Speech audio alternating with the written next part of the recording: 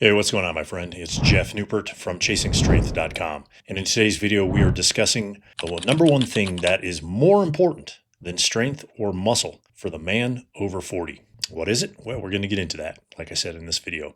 But first, if you recall, if you've been watching any of the videos recently, we've been discussing about how important it is for those of us over 40 to focus on getting stronger and building muscle. And let's face it, these two things are critically important regardless of your age.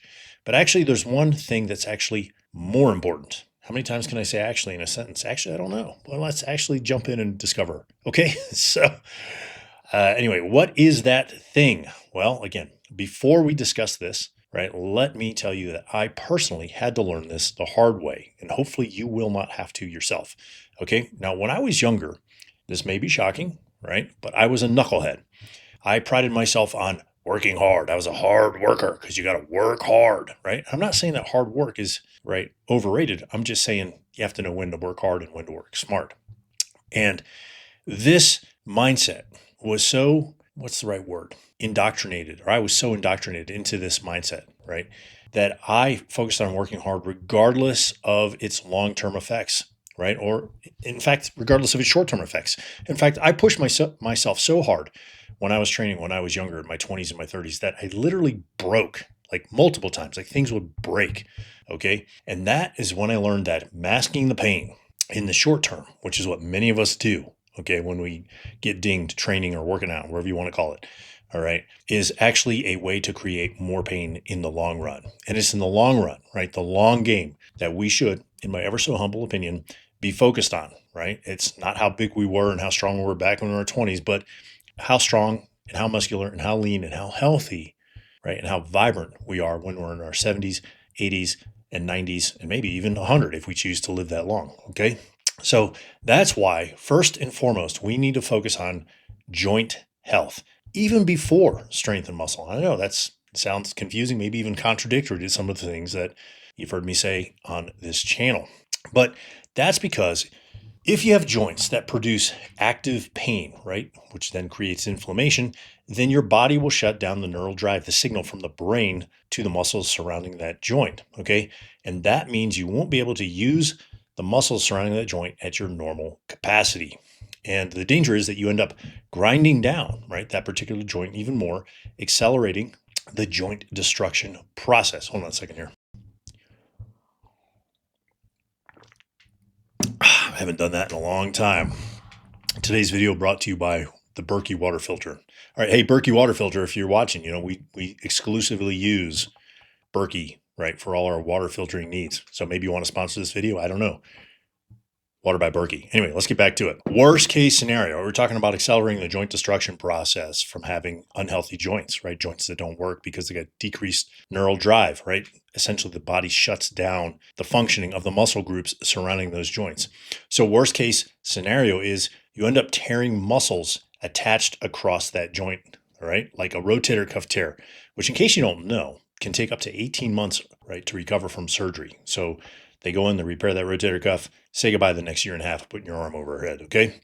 Or a partial/full joint replacement, which, depending on your surgeon and your physical therapist, can take equally as long. And I hate to say this, right? For example, I have a friend up the street, retired Marine fighter pilot. He's in his 70s. He had a knee replacement surgery almost 2 years ago, and he's still dealing with issues resulting from that surgery. So if you have chronic soreness, pain, and restricted range of motion in any of your joints, essentially you have three choices. Number one, which is what many of us do or have done, and hopefully you're not currently doing this, right? But that is to ignore it, right? And usually that means you're going to push through it. Now, this will speed up your own demise. So get ready for more pain, get ready for more physical limitations, get ready to start feeling OLD, old or older sooner. And, worst case scenario, maybe you're never going to stop feeling old, right? I used to do this, literally. I woke up at age 32 one morning and I thought, man, I feel like I'm 62. I can barely move. Everything hurts. And that is when I decided I better do something about it, because if I kept going, 62 was going to feel way worse than 62, right? So that's number one. Number two is you can mask it. All right. And now this is where you rub some cream on it, right? The old Icy Hot or Tiger Balm or whatever it is, the stuff that stinks to high heavens like wintergreen, right? It makes the pain go away temporarily by dulling the pain receptors in the skin and sometimes increasing the blood flow to that joint and the muscles surrounding the joint, excuse me. Or maybe you're going to pop some ibuprofen or some Tylenol. Again, you're dulling the pain, right? Dulling those pain receptors and reducing momentary inflammation, okay? But here's what nobody's telling you, right? Inflammation, well, that's your body's protective response. It's supposed to protect that joint, right? So the body can repair it. But if you take away that protection, well, you just end up grinding down your knee, your hip, your shoulder into a pile of dust. And then the pain comes right back, many times even worse than before you rubbed the cream on it or took the pills, right? So, and I know because I used to do this too.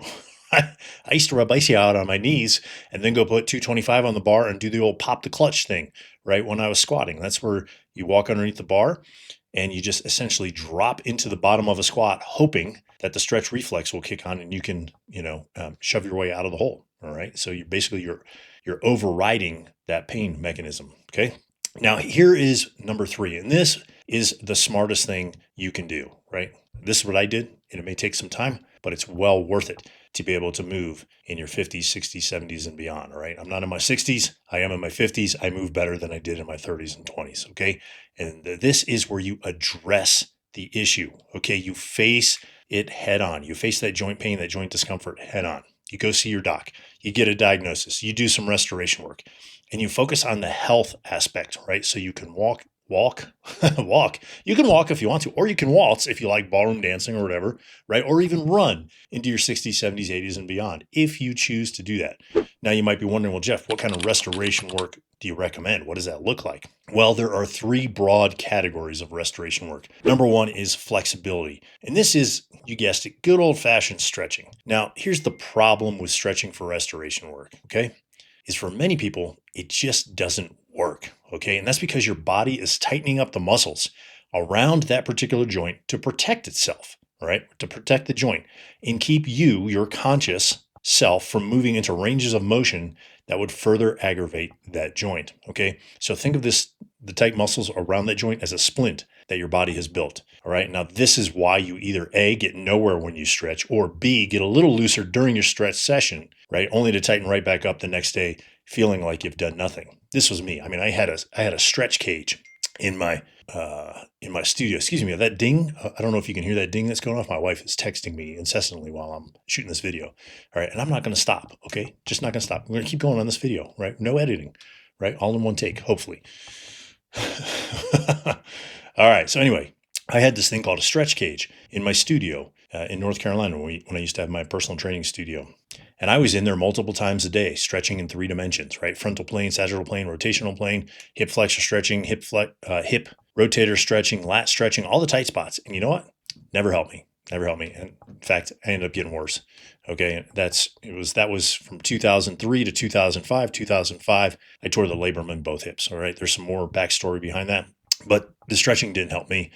And it may not be helping you. And that's why, because you're trying to remove a splint that your body wants to keep in place. Okay. So that's flexibility. Number 2 is mobility. Mobility, man, super popular these days. Okay. And for good reason, because it feels good, right? You move a joint through its full range of motion or as close as possible to quote unquote increase proprioception. And you know what? Mobility training can absolutely work. All right. It worked for me until it didn't. Okay. It was like playing whack-a-mole. The pain that I had constantly moved around and it never fully went away. Now, worst case scenario with doing too much mobility work, and this happened to me, I did a ton of mobility work from January 2006. I did it multiple times a day until basically December of 2010, somewhere around there, all right, when I just finally shut everything down and moved a different direction. We'll talk about that some other time. All right, is I became unstable. I literally lost my ability to stabilize myself under load. And that load could be speed, right? Like running, right? It could be power, like jumping, right? Being explosive, or it could be underweight, like lifting a heavy barbell, which is exactly what happened to me. All right. Number 3 is motor control. All right. And this is how your central nervous system, which is your brain and spinal cord, coordinates muscle activity to produce movement or movements. All right. And now one of the key tenets of motor control is that proximal stability, okay, creates distal mobility. In other words, a stable center, right, your core produces mobility, in the extremities or in your extremities. For example, right, here's what this looks like. Many times you get stiff ankles and you stretch your calves or you do some mobility drills for your ankles to loosen them up. And you know what? For a short window of time, usually immediately thereafter, they're more mobile, right? But the next day, well, they're locked up again. Now, why is that? Well, again, proximal stability produces distal mobility. So there's no motor control there. You're not increasing motor control. You're not increasing proximal stability. Same thing often happens with shoulders. Okay. Why? Well, because your brain, right, your central nervous system, your brain and your spinal cord, they're smart and they're protecting you. And who are they protecting you from? Well, they're protecting you from you. Okay. Basically, it's your subconscious, for lack of a better term, right? Your hardwiring protecting you from your conscious. So the key then, right, to recapturing motor control is to recapture that lost proximal stability we just talked about. And this is exactly what I had to do. And what I did, well, shockingly, at least to me at the time, the mobility and the flexibility just magically appeared and the pain and discomfort went away for the most part, right? 90% gone. But I am not the only one. I got this email from Thomas the other day, and we're going to flash it up here on the screen. And this is what he reported, okay? He said, in regards to your question, the sore joint solution, amazing. It's been so many things. Just to number 2. 1, I've had a tight right ankle for years, which has kept me going into a butt wink during goblet squat. That's where your hips tuck underneath you, okay, in your lower back rounds. 2 weeks into the course, during a rep of dead bugs, I somehow had a hunch to twist my right ankle in a certain way. I did that and clack, the ankle set itself again into position. Since then, my right ankle is moving perfectly again, allowing me to go deep into goblet squats without butt winking. Number 2, before every practice session, I did a full round of a certain well-known mobility complex. After each practice, I would stretch. Since I don't have the time to go through all 3 sore joint solution exercises daily in a row, I thought I would replace the mobility and stretching sessions. Needs more of that Berkey water. Hold on a second.